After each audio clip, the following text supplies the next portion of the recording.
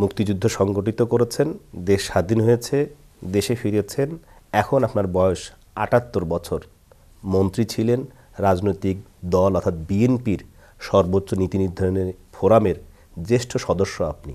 BNP যদি আগামীতে ক্ষমতায় যায় জনগণের ভোটে, মুক্তিযুদ্ধের যে মূল চেতনা, মূল আকাঙ্ক্ষা, তা বাস্তবায়নে আপনার কী ধরনের ভূমিকা থাকবে?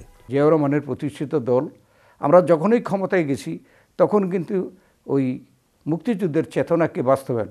আর মুক্তিযুদ্ধের চেতনা কি?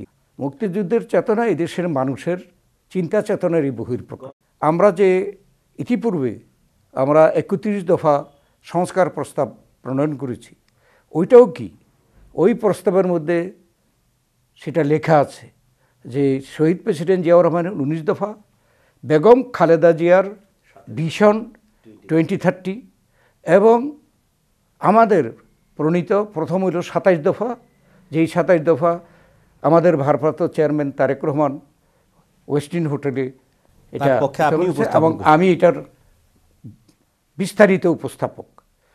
এবং সেই সময় আমরা ঘোষণা করেছিলাম যে অন্যান্য দলগুলো যদি এর থেকেও কোনো নতুন পরামর্শ থাকে আমাদেরকে দিতে পারেন। সেটা থেকে এখন ৩১ দফা হয়েছে। আমরা এই দেশের জনগণের চিন্তা চেতনাকে বাস্তবায়ন করব এবং আমার বিশ্বাস যে দেশের মানুষের চিন্তা চেতনা সাথে মুক্তিযুদ্ধের চিন্তা চেতনা অভিন্ন। বিজয়ের মাসে ৭১ টেলিভিশনের বিশেষ আয়োজন রণাঙ্গনের স্মৃতি অনুষ্ঠানে আপনার এই মূল্যবান সময় দেওয়ার জন্য আপনার প্রতি কৃতজ্ঞতা। স্যার, আপনার যদি কিছু বলার থাকে তরুণ প্রজন্ম। ধন্যবাদ।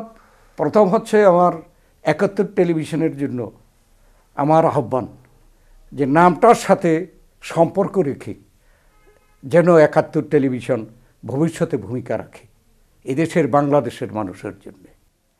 আর বর্তমান প্রজন্মের কাছে আমার আহ্বান, মানুষ মাত্রই অনেক সময় ইমোশনাল হয়, ভাবাবেগ দ্বারা প্রভাবিত হয়, যে ভাবাবেগে আপ্লুত না হয়ে বাস্তব অবস্থার বিবেচনায় যেন বর্তমান প্রজন্ম ভবিষ্যৎ বাংলাদেশ প্রতিষ্ঠার জন্য নিজেদের অবদান রাখে।